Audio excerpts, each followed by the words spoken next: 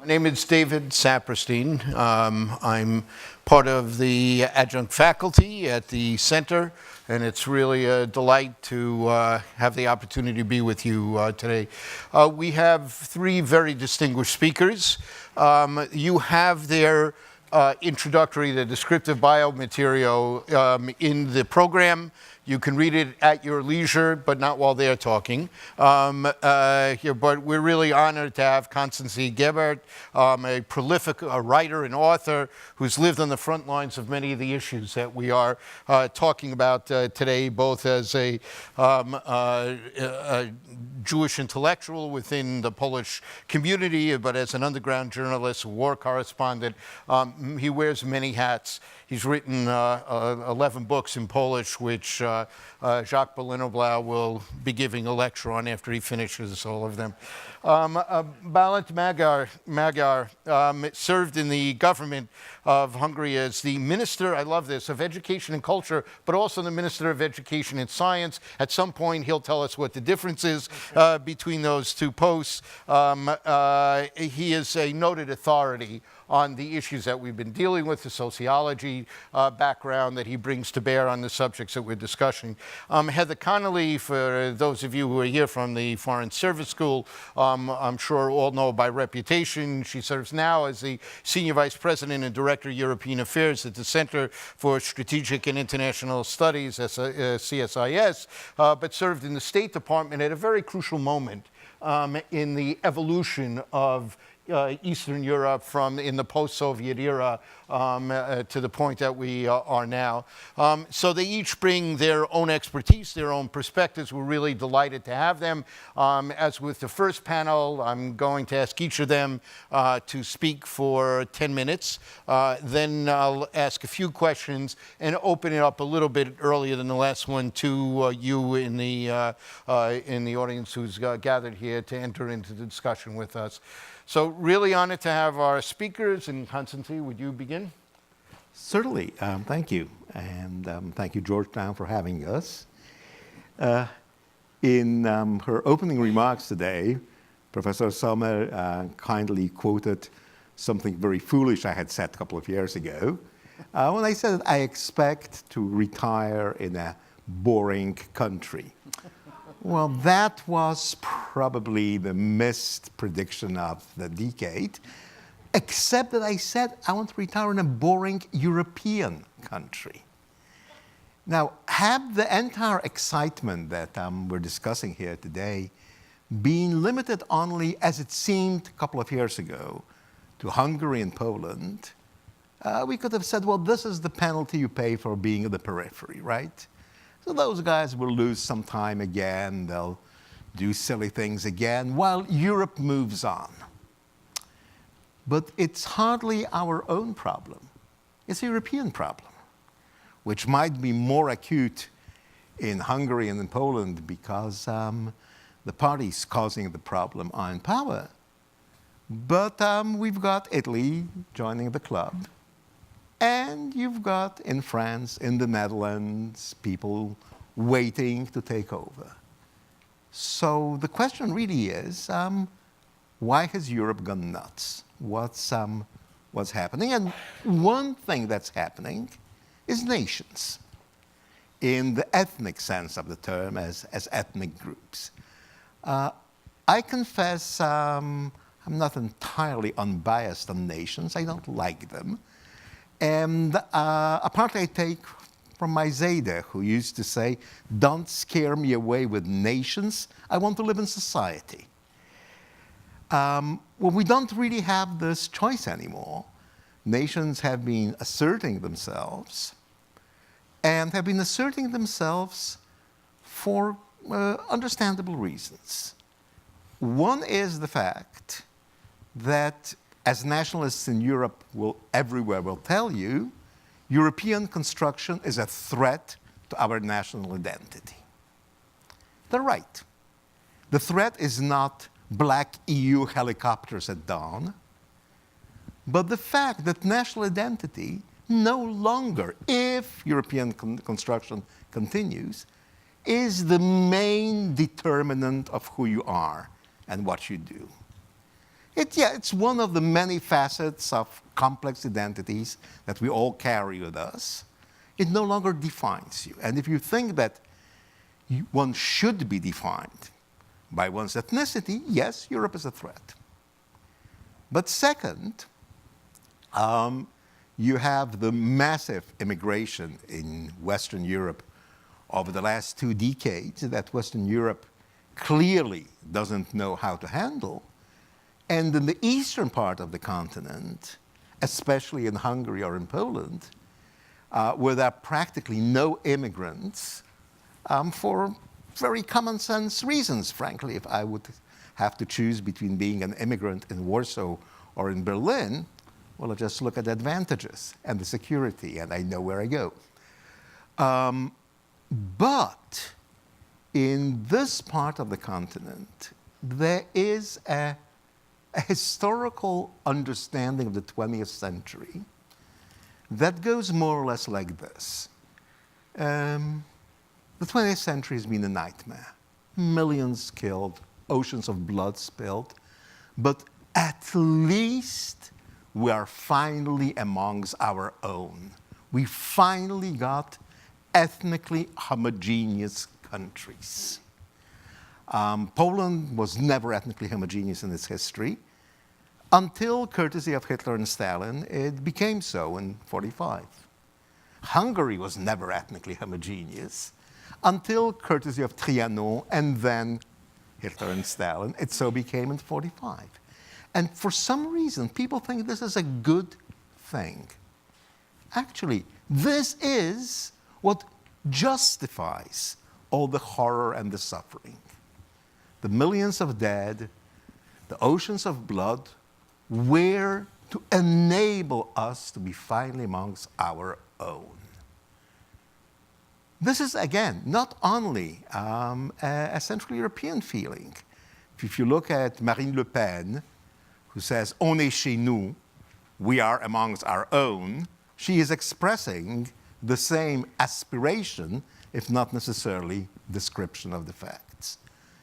But if so, then anybody who is willing to threaten this glorious achievement and actually allow bloody foreigners to move in is betraying the nation and betraying the sense of history. So, almost 3 years ago, in the Polish city of Wrocław, an anti-immigration demonstration to celebrate Independence Day. Independence Day in Poland has been completely hijacked by the extreme right. The anti-immigration demonstration ended up with the burning of a dummy of a Hasidic Jew. Now, on the face of it, it's something of a non sequitur, right? If you're against Arab immigrants, what's your problem with Hasidic Jews? But the answer is simple: bloody foreigners all. We just don't want them. We want to be among our own good Aryans. And bottom line is, no, you no longer can have this privilege in Europe. And furthermore, it's a privilege that never existed. The continent was always multi-ethnic, always multiracial, always multi-confessional. Actually, that's what made it work. So if we're looking at why the new nationalism is the driving force of the new populism, it is because it affords a legitimization of the fear. Now, people are not as dumb as it would result from this description. There was a post-Brexit sociological study in the UK that looked at correlations between the vote and the percentage of foreigners in a given county. The more foreigners there were, the higher the probability that the county would vote against Brexit. Because people have become accustomed to diversity and they saw its benefits. But there was just one factor that would buckle that trend. If the number of foreigners had rapidly grown over the previous 5 years, this strongly increased the probability of a pro-Brexit vote. The first reaction to people we're unfamiliar with is fear. And not everybody has the greatness of spirit of our previous speaker, who can address her fear by talking to people. We rather have them out. A government that promises that it can protect us from all those bloody foreigners, from outside and frankly from inside. I mean, Jews are no better than Arabs. It's wonderful we have no Arabs, but we still, in Poland, have possibly up to 24,000 Jews. In a nation of 38 million, that's positively scary. So if governments can promise us that foreigners will not have any influence over our affairs, and it will be only us, good Poles, then we can sleep in peace, especially as history has proven that each time the country was in Polish hands, it was run from success to success. Or pure Hungarian hands, or pure French hands. I mean, everybody knows that this is always a success run. So this is what we're facing. Jews tend to be scared more than other people because we know the ultimate consequence. It doesn't mean it needs to repeat itself. But the fact that we can repeat the first steps, even knowing where this leads, is scary enough. But we're also wooed by those who want to protect ethnic homogeneity, because compared to Muslims, compared to Arabs, we're practically honorary Aryans. We're 3/4 white, okay? They can live with us. And they need us as a kashrut stamp showing that they're not neo-Nazi.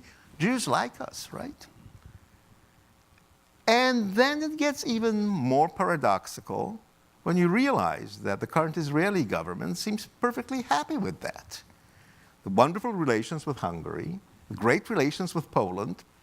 Netanyahu went to Lithuania and managed not to say anything about historical revisionism in that country. As long as European countries are willing to upset the EU, that's perfectly enough for the Israeli government. Now, and with this I'll conclude, when Netanyahu was in Budapest last year for the Visegrad 4 summit, the Visegrad 4 is the group of the 4 Central European countries, Poland, Czech Republic, Slovakia, and Hungary, he managed to have wonderful meetings with all the prime ministers, with Viktor Orban, who had just a week earlier praised Horthy as the greatest Hungarian statesman of the 20th century, with the Polish Prime Minister Beata Szydło, with their Czech and Slovak equivalents. The one meeting that didn't go well was the one with the Jewish community. And the Hungarian Jews raked Netanyahu over hot coals for the company he's keeping. One might say that he's making a cynical but pragmatic value judgment. The interests of 18,000 Budapest Jews against the interests of the State of Israel, frankly. But it runs deeper. The Likud is a party that rises from the same kind of ethnic majoritarian 19th century European thinking as Fidesz or Law and Justice. It goes beyond just practical, pragmatic realpolitik convenience. And this is why this congruence between very unlikely bedfellows confirms that this is a fundamental issue of our time. Thank you.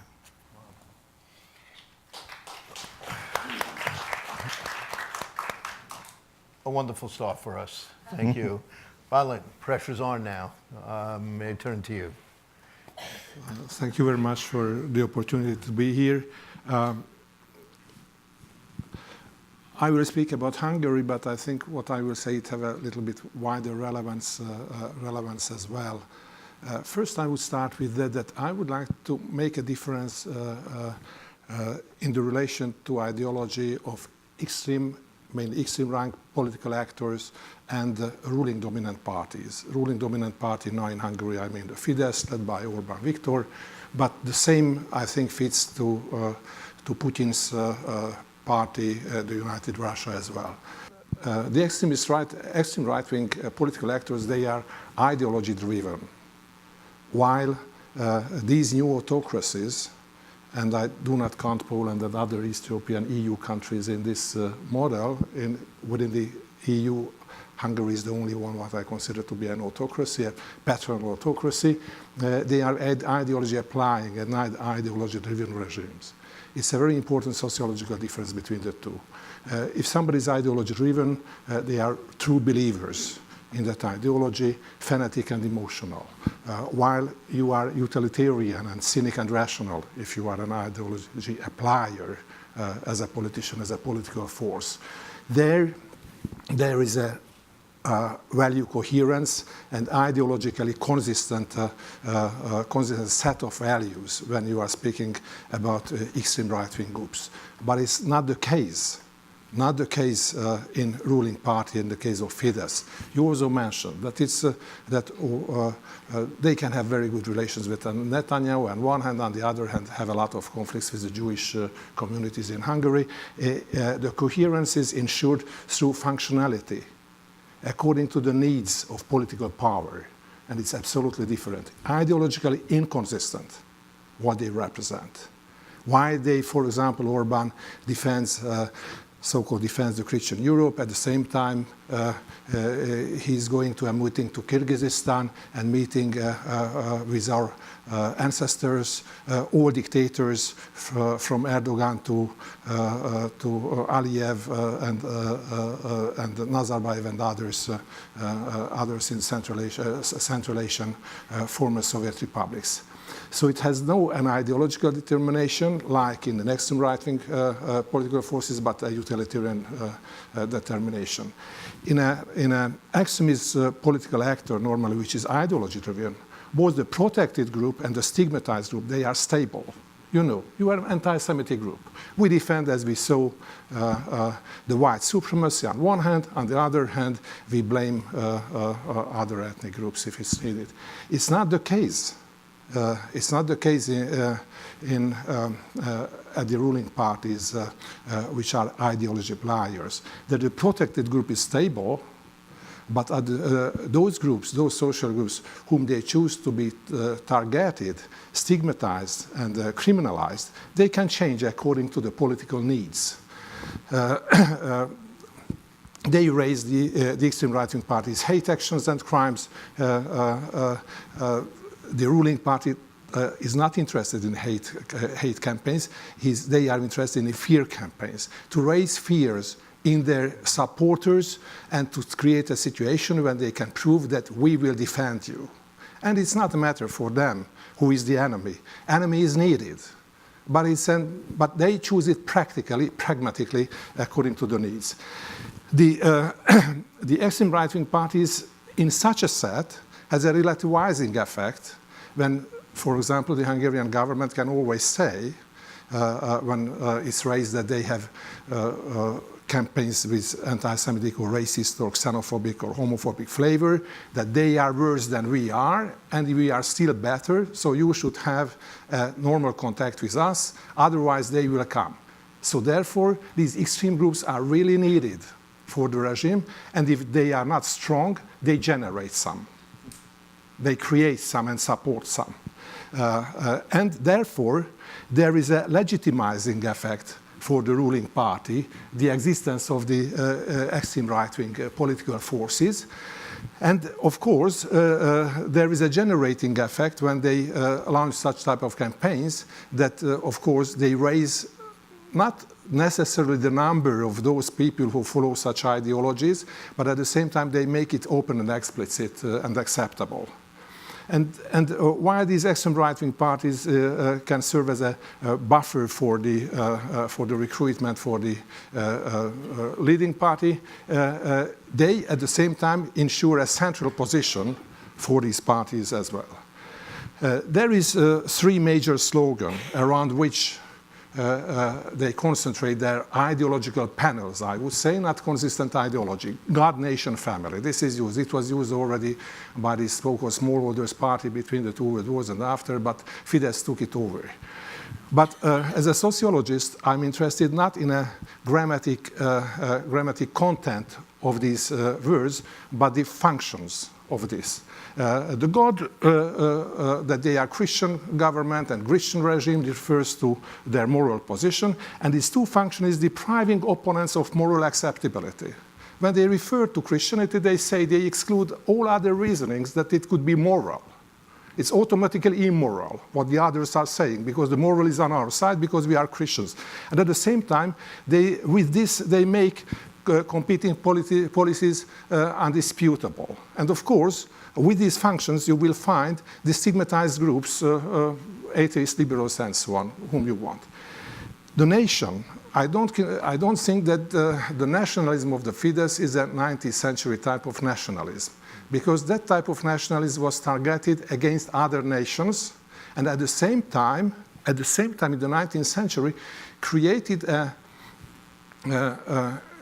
an equality before the law, practically for different social groups of the society, which had different legal status in the feudalism before. But it's not the case now.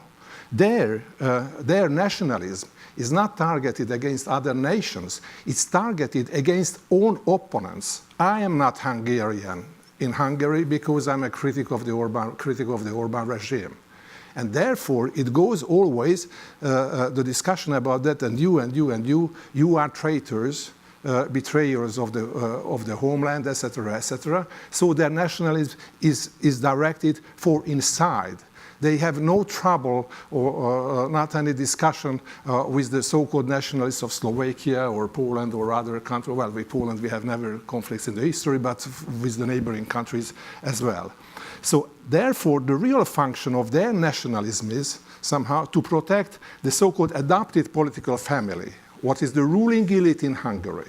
It's I won't speak now about this, it would need a longer time for that. It's a kind of political economic clan, which means that we are the nation, this adopted political family, and who attacks us, against them we fight for our sovereignty. But what does it mean, this sovereignty? This sovereignty means that we eliminate practically the public accountability of this adopted political family. This serves impunity and immunity for the guys belonging to the adopted political family, because you belong to the nation and therefore you cannot be attacked. We defend you, like in a mafia logic, like in a clan logic, And the last one, the family, about the patriarchal family, it fits to the model of this use of power and patterns of power. But for this, of course, if we see the different target groups, what you will see here, unemployed, critical intellectuals, homeless, Jews, Roma, migrants. Since 2010, they were criminalized target groups in Hungary for the Fidesz. But of course, the fear-generating potential and usability of these categories for generating fear and therefore serving as a stigmatized group is different. Therefore, they changed and they tried a lot of things. And if we see that the first requirement is to be able for a stigmatized group to have a very strict and direct line between them and us. If you choose the unemployed, you see that ethnic, language, culture, religion, social status, health condition, they cannot fulfill these so-called requirements. And I don't want to go through all of them, but let's go to the end of migrants. They are ideal. The ideal group to be a target group. It's just like an experiment, not because they are xenophobe, but the migrants are the best group for that. Because they belong to another ethnic group, we do not understand their language, their cultural tradition is different, normally their religion is different, etc., etc. Therefore, between them and us, it's their fear-generating potential is the highest. And this is what is needed, that you should be afraid of them. You should have fear. And on the other hand, which is just the reverse, their capacity for voice against the government is minimal. They do not exist. They are not in the country at all. They are beyond. They have no voice. And of course, there are different ideological instruments which can transmit these needs ideologically from anti-elitism, populism, to anti-Semitism, racism, xenophobia, but they are not xenophobe in this sense. And let's go to the last one, where, one moment, excuse me. Yes, that of course you need somebody who makes them to move, you know, conspiracy theory. And therefore, it's important that when you try to create conspiracy theory, you should materialize it, and somehow anthropomorphize and personalize. And this is where the person of George Soros, Juncker, Verhofstadt, especially George Soros, as a Jew, a financier who is a stock exchange speculant, can be combined with the migrants like a fear and hate cocktail, that this is his will to destroy the Christian Hungary with the help of the migrants. And this is how it works in Hungary. There are government sponsored and paid, run huge campaigns. For example, Stop the Migrants. This photo, of course, was made in Italy and not in Hungary, but it was used here. And at the same time, it's written on the other giant posters, let's not let Soros have the last laugh. This combines the conspiracy theory with the fear-generating rationality of this rule, where, of course, in the lowest one, where you see on the same poster in a bus stop, it's written in Hungarian, büdös zsidó, which means stinky Jew. So the population translates the real message of this and combines the two things. And this is a very effective cocktail, I would say, of hate and fear, what they use ideologically, I would say, without emotions, rationally, pragmatically, and cynically. Thank you.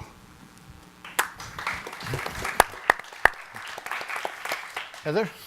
Well, thank you very much. It's a great privilege to be on the panel and to be invited here. I have to say, I am often asked to speak about what's happening in Europe today from a U.S. perspective. So what I thought I'd do is just, in part, go through my explanation for this as I understand it, trying to be as good a student as I can of the tremendous change that is occurring in Europe as well as in my own country.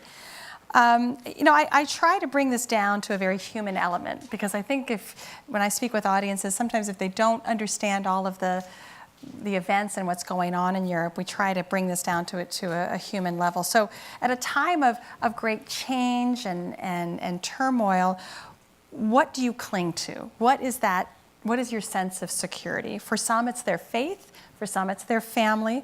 For some, it's their community, other people who think like them, that community. It can be their identity. And you know, how does one self-identify? Sometimes it is a place, sometimes it is where you are from, your ethnicity, your language, your culture. Are you because of acts of history or acts by others? So all of this is sort of that identity question. And I think for me, Europe over the last decade has experienced some pretty profound change. We are a decade from the financial crisis, and that fueled economic uncertainty. We've had a variety of the migration challenge and Russia as a security threat challenge. So this has been a lot of change. So just at the human level, a lot of change. Nationalism, racism, xenophobia has always been with us. We've just always had leaders, I think, that have tried to place this into context, to try to, when acts of violence and hatred came up, they were there to provide that moral leadership and understanding of that, and there was a clear sense in society that was not right. We now have the exact opposite behavior now, where we have a generation of leaders that are using these acts and this fuel for their own political purposes, to motivate their supporters through fear, to incite their supporters, to pull voters away from the extremes so they can join their political party. And you have all of this amplified by social media that's unfiltered. If anyone has, written something and seen the comment section, you know how it's a medium that allows hatred to move forward. And so I think this is where this has always been with us, but we have such an amplification of it. And in some ways we have moved away from understanding the dangers of these forces, and a generation that does not understand the dangers of these forces, and we bring them forward today. Some of the battle lines, and this is a battle, I think we have to put this into sometimes warlike constructs. We are in a great ideological battle between hatred and tolerance and intolerance, and we need to think about putting our armor on. The battle lines that I think are being drawn, first and foremost, borders. And here's the contrast. Globalization, trade, even the European Union as an organization is designed to blur borders, to make sure that as an integrated market that we can join together and make those borders disappear. That's Schengen. That is the single market. That is all of those entities. And this is exactly the battle space and the other forces of borders. We see where nationalism means erecting barbed wire borders quickly, whether that's in Hungary or whether that's on the southern border of the United States. Patriots defend those borders. Those who support globalization wants them to go away. So we're also having a broader conversation of what borders mean. Can we annex other territory? Can we support ethnic Hungarians in Ukraine? That's a border that they'd like to disappear. So it's a loose interpretation of those borders. Land swaps, we're talking about that in a Serbia-Kosovo context. So this entire concept of borders is under incredible strain. Control. This was the battle cry of Brexit before the referendum. What was the point of voting to leave the European Union? To take back control. Who has control? Authoritarians have control. They control the judicial system. They control the media space. This is fundamentally, and I think you're absolutely right with Prime Minister Orban, this is an ideological dressing around control and whatever fear and use of fear that can be used to cement and solidify that political control. And of course, this type of control, when you're eliminating key institutions in any democracy, challenges that democracy at its very essence.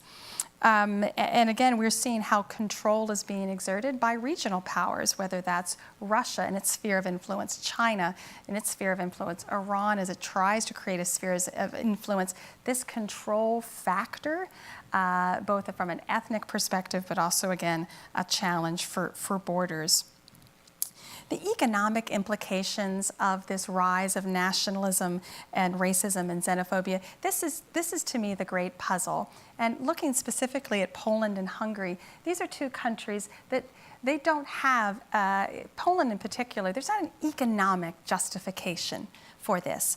Poland never suffered during the 2008 economic recession. Hungary is enjoying extraordinary growth. So this is not, and in fact, companies are moving to Hungary, to Daimler and others for economic benefit. So there's something going on here. And again, the demonstration is there is no cost to this behavior. Things can still go on. So I like to think Prime Minister Orban has really a very perfect plan. I don't like the plan, but it's perfect. The European Union pays him for him to repeatedly try to erode the European Union. Now that is a very good deal if you can get it.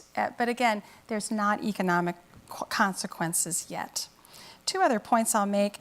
The question for the panel was, are we looking at a new order because of this rise of nationalism and xenophobia?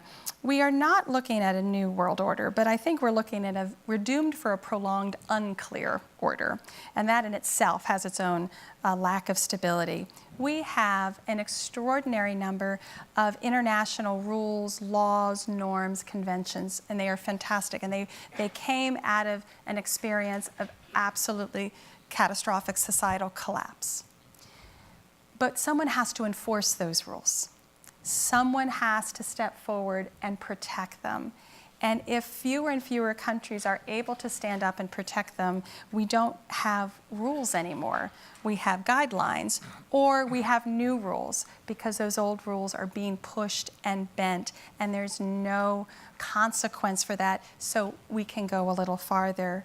And so I think this is, in some ways, the challenge for both the United States and the European Union as we look at the rise of illiberalism and nationalism, particularly within Europe. But as I said, these are some reflections that I think the United States, this is not, in some ways I often speak to groups, for Americans, I can do a clinical diagnosis of Europe, and that's fine. And they can make drawing their conclusions of what parallels they see here. And Europeans would love to diagnose the United States because it's more clinical to do so. It's so hard because it's so close to home. It's just an observation. But we do not have policy tools to deal quickly, swiftly, and appropriately with the rise of illiberalism, nationalism, nativism, xenophobia. Do we sanction? Do we remove Hungary, or perhaps put Poland in some sort of a penalty box in NATO or the European Union? I'm sorry, you're not following the rules. We'll have to just put you here for a little while until you return to those. None of that is happening. In fact, the State Department right now has a policy of positive engagement to try to see changes of behavior. We do not have tools, and we need urgent tools, because as we know, this problem only grows, only manifests itself more deeply, and then larger responses are absolutely required. So I call this period the Great Transition, because on the one hand, we have one foot in 70 years of international legal norms and institutions and policies that aren't quite managing itself well in the rise of this new nationalism, but we don't have the new created quite yet, that new system, that new set of tools. And so this transition is really, I think, shaped by a fundamental political realignment. I think we saw that actually and are still analyzing it from the US midterm elections. You see this in Europe. There's a fundamental realignment between the urban and rural areas profoundly. We are seeing a generational divide. Very much so, which is actually a complement to that rural-urban divide. And so this is part of this great transition. And we are going to be in this uncertain period, this unclear world order. But my sense here is if we don't have a more immediate response to this now, this only grows.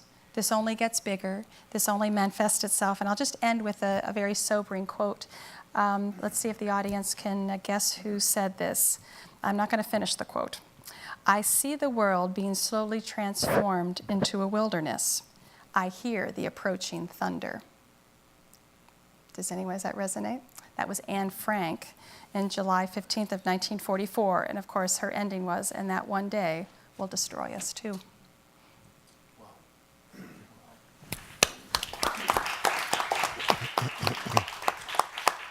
Powerful. So let's turn back the clock for a moment to another transition and take the challenge that you just put on the table to us about looking forward before we all turn to that in a few minutes, and turn back the clock to, let's say, the 1990s, the period that you were at State, here where our view of Poland and Hungary and Eastern Europe was very different. It was a time of immense optimism. We really thought there was powerful liberal forces for democracy there. Some of the very forces we've talked about that are now on the right in the beginning, Fidesz, Orban. We thought the same thing of the U.S. We'll get to that one too. The Law and Justice Party, some of the key figures came out of Solidarity. I mean, there was really a sense of optimism about moving in the direction of liberal democracy. That's where we were. You indicated very insightfully that the economic upheavals of the 2008 tended to affect these countries a little less than other countries. And I would add, there weren't massive movements of migrants the way they were to other countries in Europe as well. Two of the indicia you said that helped justify this. What went wrong? And looking back on it, what might the US, the EU have done differently, or forces in your country done differently, that might have guided to a different direction than we've ended up here? And then looking back on that, then we'll turn to the future and where we seem to be going. So who wants to jump in on this one? Yeah, I can start. So during the regime change, everybody had an illusion that on any kind of ruin of a dictatorship, you can build any kind of new regime. And it's not true. There are stubborn sociological and historical structures. And I would not speak about the patron-client relations, surviving patron-client relations, the lack of separation of social spheres, politics, economy, and private sphere, the different type of corruption, etc., etc.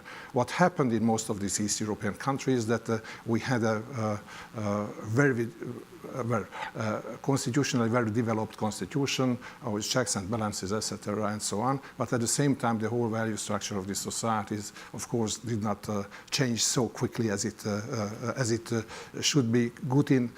Getting a harmony with this political structure. What it was missing in Hungary, and these two things, what is important to avoid to have such a single pyramid patronal network systems, what we have in Hungary and Russia. This is the proportionate election system, which would hamper to create a situation when one political actor gets the monopoly of the political power, a supermajority in the parliament, and this is a unique situation in Hungary. And the divided executive power, also when you have elected president and separately prime ministerial office, etc., etc. This helps not to develop these things. But of course, I don't say that it's a necessary thing that we developed into this direction, but it could have been waited that it goes into this direction. Now I think that in the case of Europe, there is a conflict what they cannot solve. It is not the question of migration, which was handled in a very ineffective way, I think, from the part of the Europe. The other thing is that European Union assumes a value community on one hand, and the other hand, there is a geopolitical reality, and it confronts with each other. It's not the case that there are no technical opportunities to push out a country from the European Union if they do not behave well and they do not behave according to the lines of democratic principles. But the real question is if there would be such a process easily to push out somebody, it would not happen. Because in this case, that vacuum would be occupied by Russia.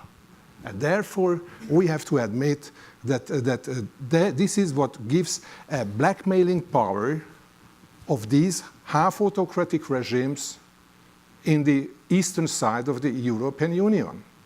And in the case of Hungary, the European Union still does not want to realize that, it's such a type of autocracy which resembles to a criminal state, a criminal organization.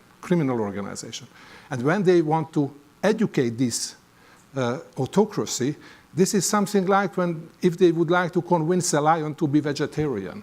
It won't happen.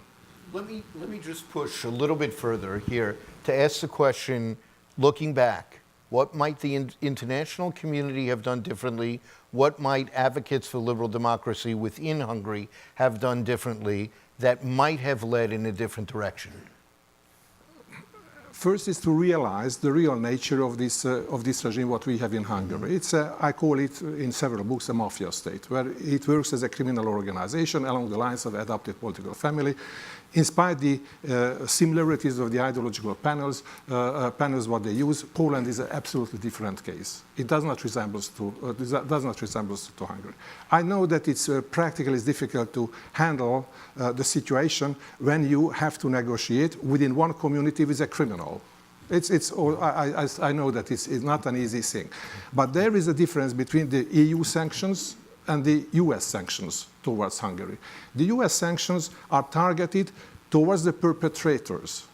This is like a GPS-led missile, you know, which goes and as, for example, 6 high-level public officers in Hungary were excluded from the possibility to enter the US. The EU sanctions are just different. If they see that there is a corrupt government stealing the money, building a mafia state with the help of the Western European taxpayers, they sanction Hungary as the Hungarian citizens. They say that Hungary should pay back the money, they get less money. This is a situation if you rob a bank, you know, and then you let the guy run away with the money, and they say that those who has the money in the bank, they should pay the fine. And this does not work, because if you are a cynical, pragmatic power, they just lie on them that they are really stupid to handle the situation in such a way. So, Konstanty, Bálint said that Poland is different. How would you answer these questions for Poland? Poland is different in the sense that we do not have a criminal state, and this is because our government doesn't have the absolute majority that Orban has, so it has its hands somewhat tied, but also because it's been in power for 3 years only, and we have our share of corruption scandals. They're certainly not on a level to speak of a structural mafia state. This is usually what happens when you have unchecked authoritarian power. It's a minor irritant. The 3 things that I think happened were as follows. First, we got dizzy with success. Poland was an extraordinary success, economically and politically. And none of the fears we had, nationalist or authoritarian backlash, international conflict, economic crisis, none of that happened. So within 20 years, people no longer were comparing our situation to where we were 20 years ago. They were looking across the border. When the opposition, now ruling party, Law and Justice, campaigned in 2015, one of their slogans, the most winning one, was, "The country is in ruins." Now, all you have to do is stick your head through the window to see it isn't. But they tapped into a general feeling that it's unnatural for us not to be as rich as the Germans. And yes, I mean, there is no objective reason. This is not a geological fact. People are comparing themselves to the Germans and saying, if we are not as rich, the government is doing a lousy job. That was extremely convincing. The second factor was that the ethnic issue played a role from the very beginning. Just as we got dizzy with our economic success, we got carried away with the fact that we're able to build a democracy from scratch. It actually functioned. We had peaceful transitions of power. We had a democracy that worked as if it had been there for the last 200 years. What we failed to appreciate was that this was not a civil society. It was an ethnic society masquerading as civil society and getting away with it because in practical numbers, the difference was close to 0. But in a civil society, relations between citizens are governed by a compact. We agree to a set of values, we respect the laws, whatever. in an ethnic society, this is what Lech Wałęsa, the Solidarity leader, said after signing the famous agreement with the communist authorities ending the August 1980 strike. He said, "We spoke as Pole to Pole." And I remember watching that on my TV set in Warsaw and thinking, great, and that leaves me exactly where? An ethnic society builds loyalty over Polishness. Now, the mechanism then is, if you're not loyal to the government, you're not Polish the way you're not Hungarian. But that excludes the legitimacy of a different opinion. The current government suffered a major defeat in local elections in the big cities 2 weeks ago. It won the elections overall with 1/3 of the vote to 1/4 of the opposition, but it lost in the big cities. The debate in pro-government media is not what have we done wrong, but how could the big city dwellers be so treasonous, so disloyal, so ultimately un-Polish? And thirdly, the liberals who had been in power for 8 years blissfully ignored all that. They stressed repeatedly that they are not in the business of visions or providing values. They're in the business of ensuring that there's hot water on tap. And yes, we had hot water on tap, but people crave more. People want commitment, want values, and if the state will not provide them, somebody else will. And all those nice young men, close-cropped, very patriotic, chanting the glory of the Polish race, well, they're unopposed. We didn't even have civics lessons in schools because that smacked of communist indoctrination. I don't think there's much the international community, the EU or NATO, could have done to prevent this. It's our own mess. But ultimately, we've ended up with a country which is divided the way it was not under communism. And the difference is stark and I think worth pointing out. In the last 2 decades of the communist system, there was absolutely no debate about whether communism is a good thing or a bad thing. Everybody, communists included, agreed it's a disaster. The only debate was, can something be done about it?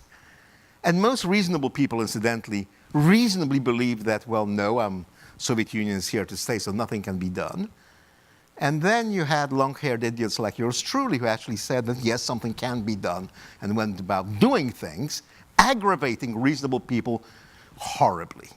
They still resent it. But today, the country is fundamentally split about whether this current government is a success or a disaster.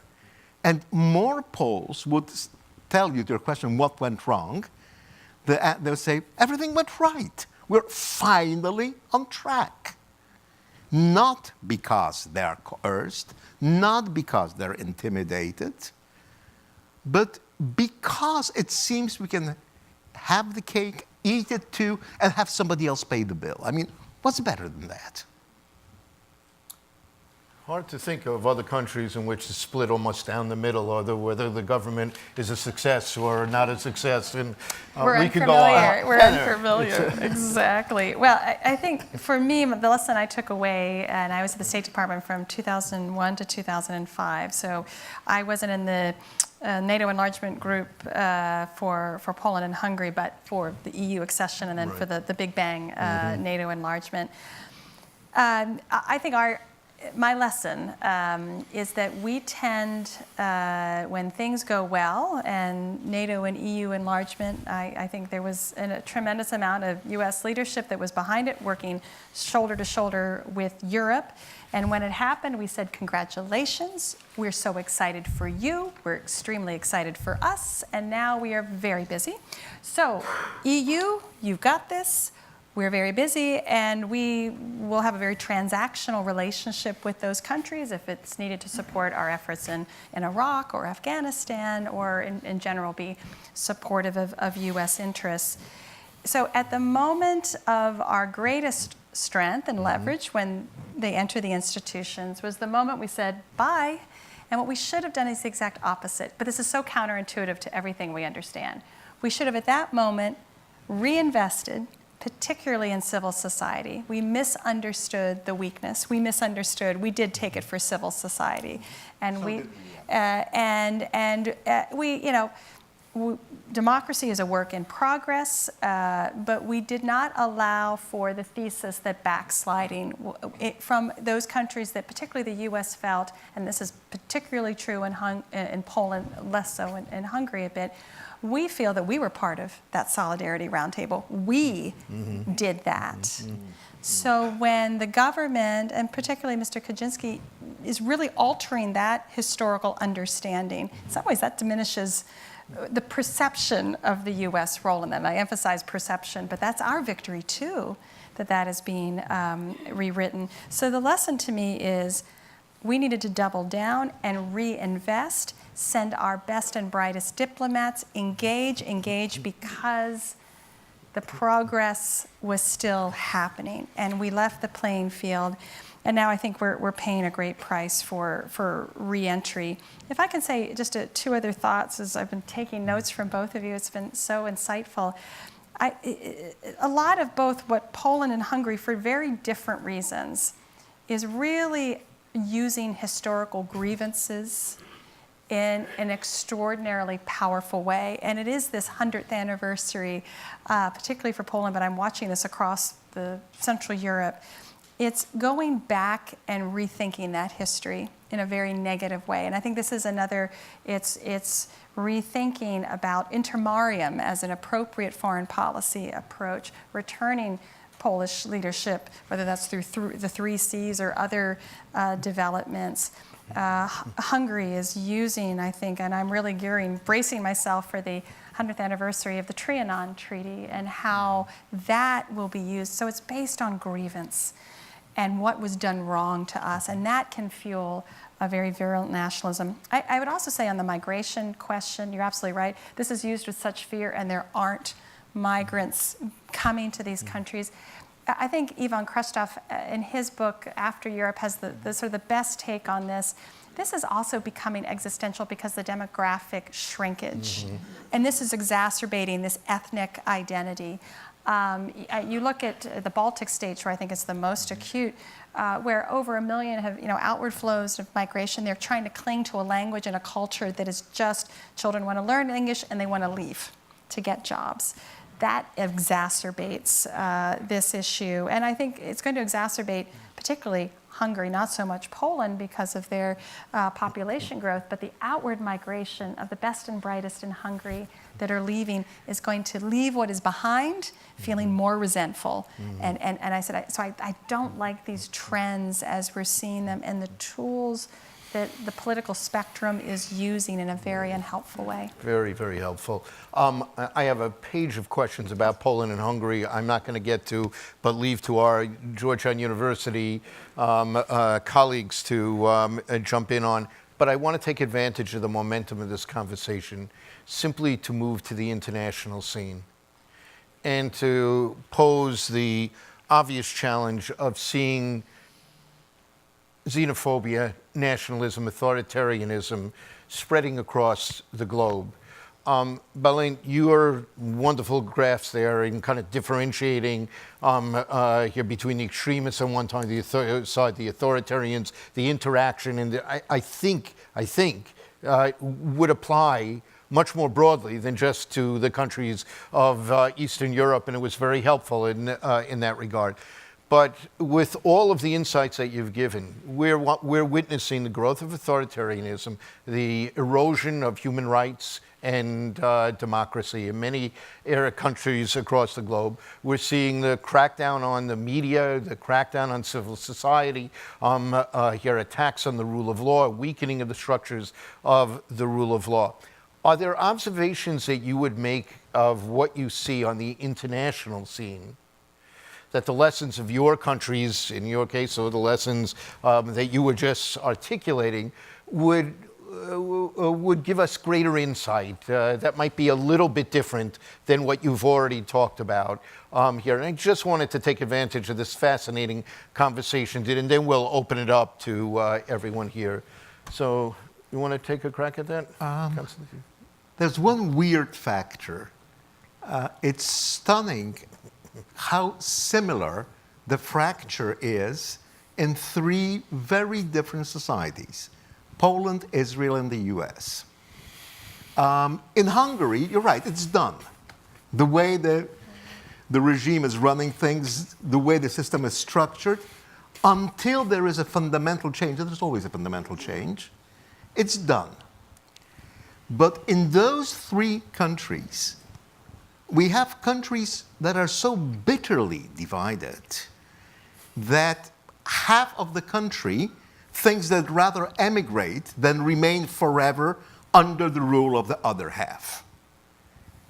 And this is not a small thing, because assuming that next year in the national elections we get 7% more votes, the government loses, and we will be able to produce a coalition that will start undoing what the Law and Justice government did. The only difference will be that they will be as unhappy as we are now. It will not solve the fracture. And I think that one factor which is common to those three countries is the role that religion plays in public life. You do not compromise with sin. You're either on the side of the angels or you're on the side of the bad hombres. I mean, there is nothing in between. And I think that we have, in fact, in those three countries, regardless of how religious or non-religious we are, we have developed a language of public values which is so steeped in this dichotomic religious thinking that it makes compromise with the evil one unthinkable. And I can't wait to see the day when we actually sit with the evil one at the round table, yes, and strike a stinking deal, okay? This is what democracies do. Bálint? There are real differences. Hungary is like Russia and some other former communist countries of the former Soviet Union. We are beyond the point of no return. No return. With elections, so-called elections, you cannot manage this. But in the case of Poland and United States, etc., we saw it yesterday. In the case of Poland, we see in the case of the local elections that it's not the case. And in the case of Poland, what is really different from Hungary is that they have credible moderate right-wing force and credible. To some extent, credible liberal party as well, what we do not have either of them in Hungary. The sphere of politics did not invade the private economy. What happened in Hungary changed it into a patron-client relation and blackmails them. In Poland, the press, there is an opposition press widely. The local governments, huge share of them ruled by the opposition parties, etc. So all these things do not exist in Hungary. Which means that institutionally, it is because there was no constitutional majority of the ruling party in this case. And this is what I say, that if such a constitutional majority would have any political force in Romania, Bulgaria, left-wing, right-wing, Slovakia, Czech Republic, they would become immediately same type of autocracies like Hungary. So the real question is that what are the situations with these institutions of checks and balances? But there is I think a deeper problem, which I was one of the founders of the Liberal Party in Hungary. I consider myself a liberal politician, but the deeper problem of liberalism. You know, this taking global responsibility in human rights. And just saying to ourselves during the Cold War that you cannot exercise this globally because there is a Cold War and other powers, and with the abolishing the communist system, you could say it's not the situation economically as well. And I think that you just cannot fulfill this promise. It generates also the fear the fear of others, and this is what fuels the migrant questions as well. And the problem is that these populist forces, with this xenophobia in the case of migrant forces, they could push all opposition parties or liberal parties, etc., parties into a pure moral position. And the people feel that you need political solutions, not only moral statements. And this is why these countries lose this battle in the question of migrant, for example, in the migrant question, but with some other questions. There are no real political answers now for this problem. The people feel it's this problem, and the populist forces that generate it with fear campaigns exaggerates this problem. But on the other hand, the people feel that on the other side, there is just a moral stand, nothing else. Well, I think two thoughts. Number one, we have taken so much for granted, and you just hope that we don't have such a crisis that shocks us out of this, that we can see this, we can foretell it. This has been going on in the case of Hungary since 2010. In the case of Poland, it accelerated very quickly. So they accomplished what it took 8 years for Hungary to begin to close. I'm so grateful to hear that. But there's a lot of things in place, depending on what next year's parliament elections could mean, that space could close. We have taken this for granted. And as I said, this is sort of to your comment about one half of the society can't live underneath the rules and the tolerance or the intolerance of the others, depending on that. That we have to find some way to return to, here in our country, bipartisanship, where the solution is the positive agenda. You are punished for the lack of solution. But until there's an economic, something that takes away our ability to keep acting like this, that we have to force these. But unfortunately, you have to get to a crisis point to do that.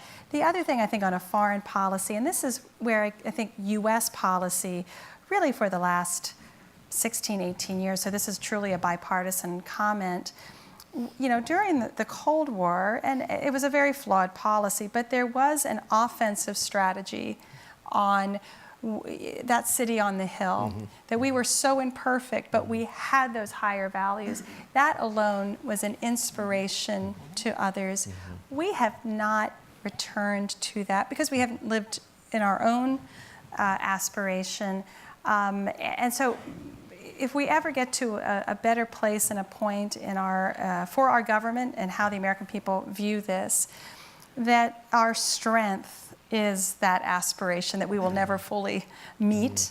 It is about an offensive. The democracy is imperfect, but it is the perfect system to make sure the dignity of the individual, the freedom of that individual to speak, the four freedoms, to have that freedom of religion, and that is at our essence, and why the Beijing consensus or the Moscow consensus or the Ankara consensus, there are many different models and many things to choose from, but that we are the beacon on the hill. But we have to bring ourselves back to that first. And we aren't there yet, and I hope we return there as quickly as possible. So let me tell you what we're going to do here to give as many people a chance to make a comment or ask a question.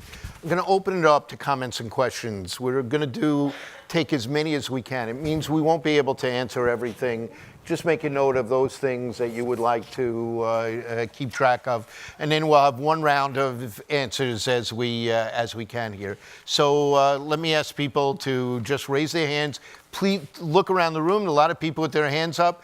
Please keep it short. We'll get as many of you as we can. And if I could simply ask the folks who are organizing the conference, we are supposed to finish in 20 minutes, or is 20 minutes? Got it. Okay, you're on.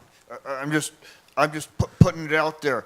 Has there been a thought somehow encouraging the pro-Palestinian side in Israel not to ally themselves in any way with anti-Semitic viewpoints outside of Israel, so that there's less pressure for Jews in countries outside of Israel to make aliyah to Israel and aggravate the flames of the conflict there? that, you know, that's You'd in be the encouraged interest. to know that was addressed in the first panel that we had here today, but we'll see. Yes. Thank you. Hi, David. Mindy Reiser. I'm a sociologist. I had occasion to work in a number of interesting parts of the world. This is for you, Heather. I'm wondering what USAID was up to. You worked for state for several years and many other interesting things. I know that I was doing some work in Central Asia and the Caucasus on democracy, human rights, public opinion. Was that not happening with some of the countries we're talking about now, the early years of independence for Poland and Hungary? Yes. Rich, could we? Oh, I'm sorry. Go ahead. Okay, thanks for the panel's presentation. My name is Li Yang. I do have a long list of questions, see if we can resolve it, because I don't think our society, whether domestically in the United States or overseas from France to other small countries like Austria or Czech, you know, in the United Nations, I think the number of nations is getting bigger and bigger, but the whole world is getting sort of weirder and weirder. It's not by the principle of efficiency or productivity. Instead, and any of those things is not working. It's not by the principle or scale of economy of scale or efficiency or productivity. Instead, our social problem is getting worse. Not just racial profiling, it's not just black or brown, but elderly or everybody else. So I just wonder if we can really do something about it. Bipartisanship now, it's not working. Because the more they both coordinate together, probably means greedy is the top priority. So I just wonder, is there any effort that this world can really work together? And employment now is not really good news. Because a lot of employment is a disservice. This is very important. Because they always think about economy. Now, this election poll, economy is number 3. Good question. If we could pass the mic on. So I just think we got to change the direction, make the productivity number 1 issue. Rich? Hi, Richard Fulton with the Religious Freedom Center of the Freedom Forum Institute. I'm going to invoke not Anne Frank, but a cliche. The cliche is, even paranoids have real enemies.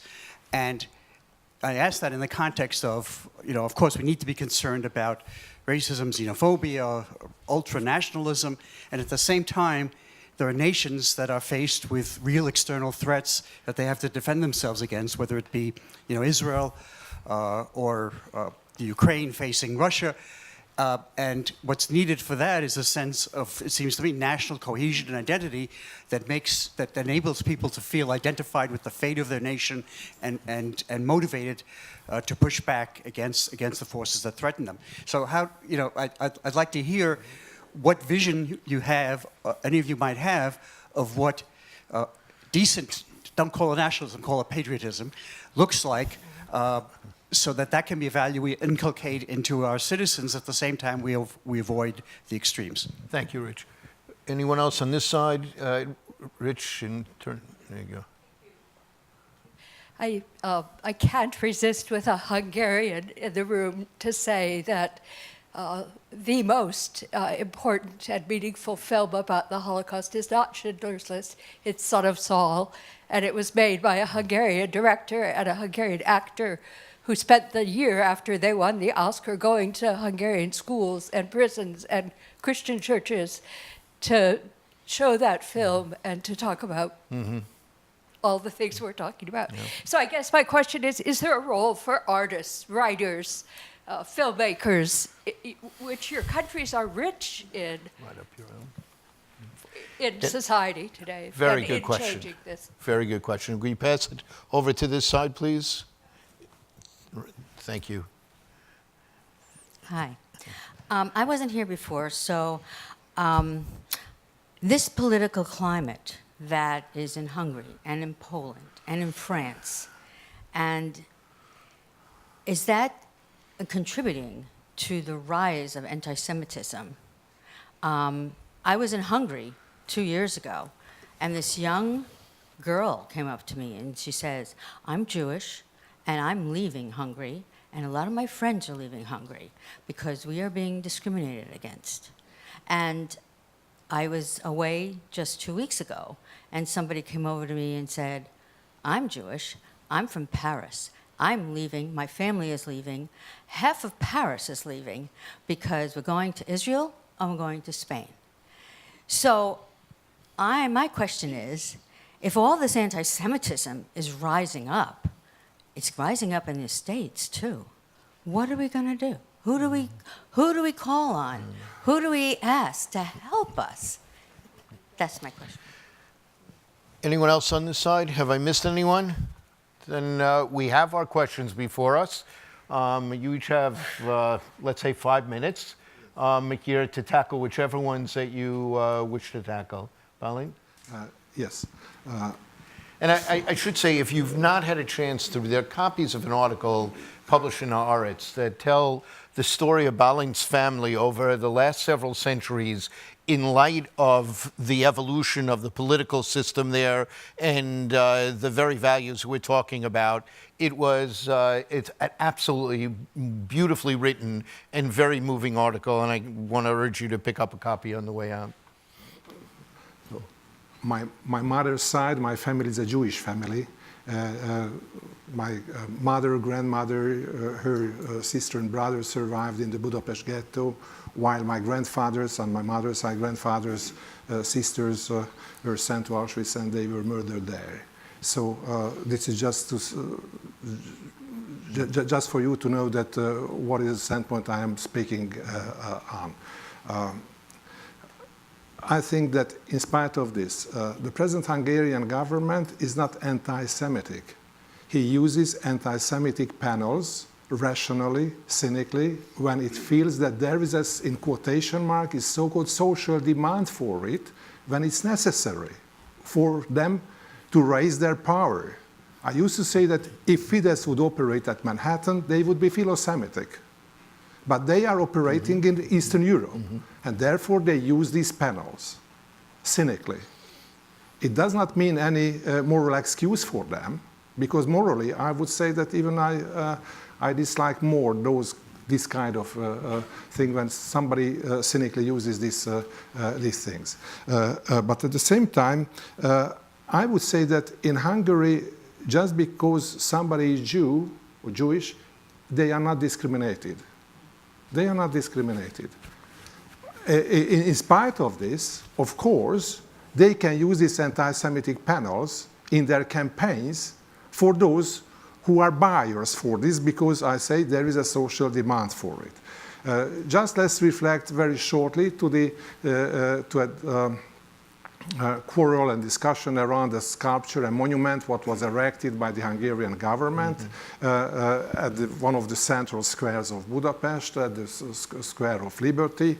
It was just the name of the monument was that for the memory of the victims of the Second World War, and there was a huge eagle at the top with the Nazi sign symbolizing Germany, and Archangel symbolizing Hungarians. One narrative for this, which is a valid narrative, and why there were a lot of protests against this sculpture, that it shows that the Hungarians do not have any responsibility in this action. While, of course, we know that the so-called German invasion of Hungary was made with the help of 10,000 German soldiers. Only 40 German officers and soldiers took place in the Hungarian transportation of more than 400,000 Jews from Hungary to Auschwitz and to other concentration camps. And there were about 150,000 to 200,000 Hungarian officers,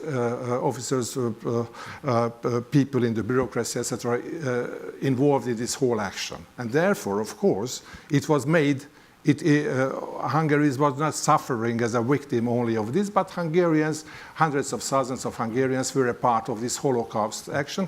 Even it is written and published in Hungary that came from Auschwitz, saying not to transport so much Jews to Auschwitz because they do not have enough capacity to exterminate them. And even the Hungarian government raised the quotas all the time, and they made a compromise between the two so-called planned target numbers. So this is the case. But there is another narrative also of this capture, what is also a valid narrative and important, which says that the Hungarians are always victims, the Hungarians have no sins. If you are loyal to us, we tell who is Hungarian, then you have immunity and impunity. Belong to us, be Hungarian. We tell who is the Hungarian, and you won't have any sin. You won't go into, even you could be a secret service agent in the communist time, you could be a high-level communist functionary, you could be just a criminal, you could sexual harasser, etc., etc. But if you belong to us, we forgive you because you are Hungarian. And this is the other meaning of this kind of nationalism and against these things. But if you are not loyal, you are pushed out from the nation, and of course you will be the enemy of the regime. It is interesting to note that in Europe, there are forces on the left and the right and generational shifts that are pushing back against Holocaust memorials, museums, monuments, both in part because if they focus on Jews as opposed to others, and in part just the passing of time here and resentfulness about the prominence of continuing this over time. So it speaks to changes that we don't have fully time to go into, but I just wanted you put a very important issue on the table, and I just wanted to flag that as a broader issue that plays out in various forms. Konstanty. I can fully confirm what Bálint has said about Hungary in respect to Poland. The government is not anti-Semitic. It just enjoys the support of an anti-Semitic segment of the electorate, panders to its interest, but at the same time, this government has made completely unequivocal condemnations of anti-Semitism. Okay, we don't put up disgusting statues. We pass ridiculous laws. It's a question of taste, which is the worst. But obviously, like any government that panders to evil without sharing it, it falls in its own trap. We have a number of cases where the judiciary refuses to prosecute obvious anti-Semitic agitation. In one clamorous case in the provincial city of Białystok, where a neo-Nazi movement held a uniformed march chanting, "In the spring, Zionists will hang from trees instead of leaves." It actually rhymes in Polish. The prosecution, after due deliberation, refused to prosecute, explaining that these people were not making a postulate, which could be prosecutor, they were expressing an opinion.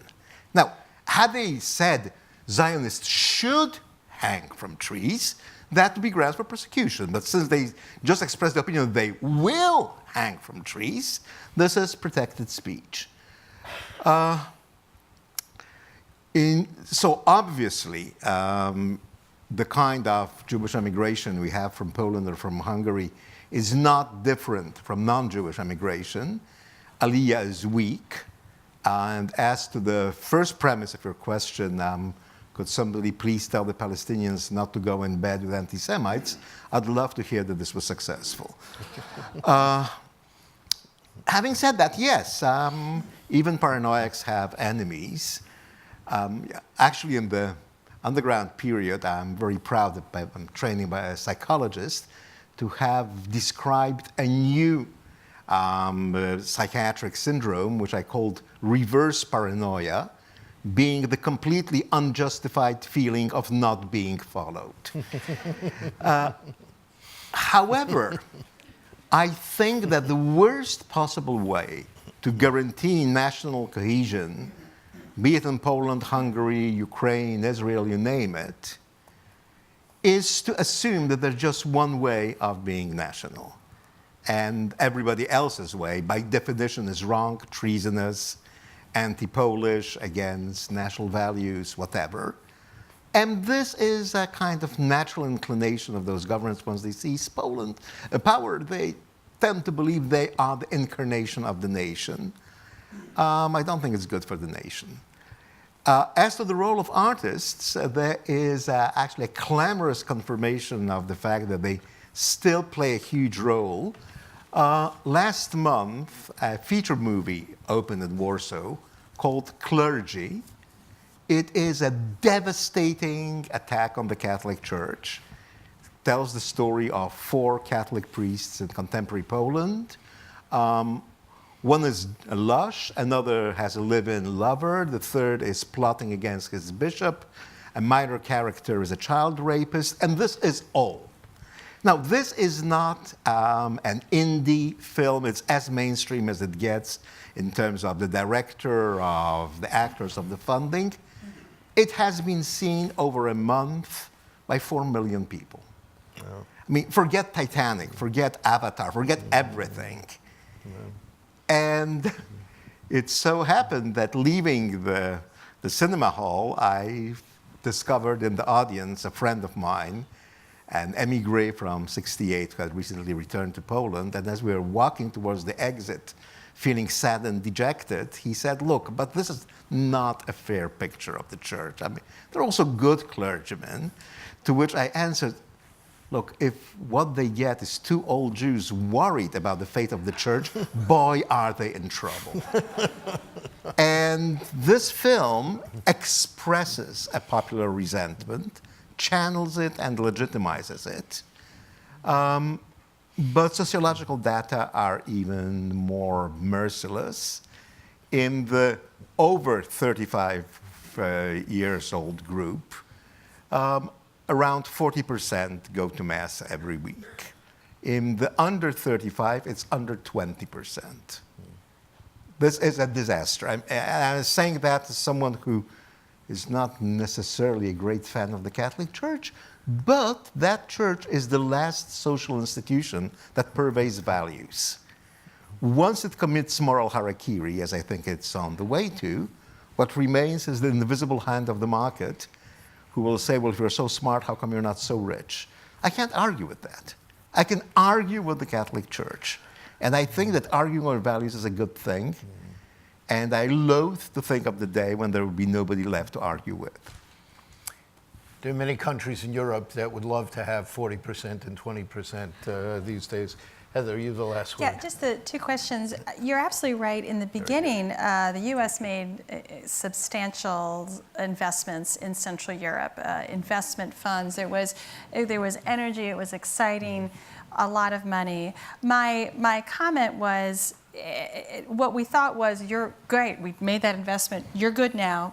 Bye. Mm-hmm. And for me, the lesson is no, you have to continue. It may be different. You have to continue to invest. You have to instill that this is part of our bilateral conversation. It is civil society. It is those values, as imperfect as we perform them. But we just sort of left the playing field because we thought everything was fine. So it's about continuing it in a more meaningful way. You're absolutely right. There are real security challenges in Central Europe. Certainly, the U.S. spends an enormous amount of time and resources through NATO helping to strengthen the eastern flank. Certainly, that's why 1,000 U.S. soldiers are in Poland today, why we have a NATO battalion each in the 3 Baltic states and Poland, and which is why Poland is increasing its defense spending, modernizing its forces. It understands that. Hungary, I can't quite explain why it is the 2nd or 3rd lowest defense spender in all 29 members of NATO, when it perceives such a significant threat, not from Russia. Unfortunately, it's sort of inviting Russia to invest more and more and more and more, as it is China. But you would think you would see them taking that seriously, although the Prime Minister has certainly suggested he would. But on this migration, and this gets back to sort of fear versus confidence. Mm-hmm. We manage borders. We make sure we know who's coming into our country. We make sure we know who's in our country and who must leave our country. Europe is having a hard time with that. But we don't close borders. We don't open borders. We manage borders. And if we need to strengthen that management, we should. So we're making this binary choice, and the use of fear. We have to go back to that confidence model. This gets back to the West being confident in itself and its model. Instead, it's collapse of confidence in itself and the rise of these spirits, these animal spirits. We're destroying ourselves from within. It's really no external actor that has to do anything, and that's in some ways why the Kremlin has been so efficient in amplifying all that we're doing to ourselves. They truly don't have to work that hard. On the artist question, unless you need government funding, and I think this is where both in Poland, but certainly Hungary, the government's choice of funding arts and culture, now there is a loyalty issue that has completely, I believe, seeped into that. This is where, again, Hungarian media has just been closing down left and right because they are told you cannot, advertisers, you can't go to an independent or a critical voice. This is starting to creep into Poland with the changing of CEOs of state-run companies. It happens slowly. That loyalty question begins until people get the message. You can't be outspoken if you want to get the government procurement. So it can happen quickly, it can happen slowly, and but it's about the resources question, and then other resources have to come in there to be able to strengthen investigative journalism, free media, institutions that can be a counter to some of that growing loyalty question. Well, Konstanty, Heather, Bálint, this has been just a first-rate conversation. This is so insightful for Europe, past and present and future, for the United States, for the international community. We're really in your debt. Thank you. Thank you. Thank you. Thank you. You guys are great. Oh, if I can just say a word. Ladies and gentlemen, in the last few hours, we have had a benefit of hearing from our distinguished speakers who were representing many different countries, including France, England, Germany, Hungary, Poland, Israel, and of course the United States.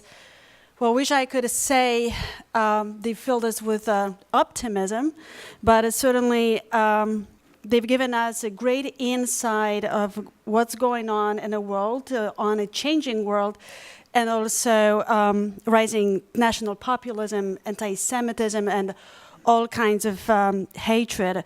So I believe we've all learned a lot from their knowledge, expertise, and experience. And therefore, on behalf of my colleagues at CJC, also on behalf of myself, I want to thank you all for attending this conference. And most of all, I want to thank our wonderful, distinguished speakers for their time and effort to join us today and share your experience and expertise with all of us. Thank you.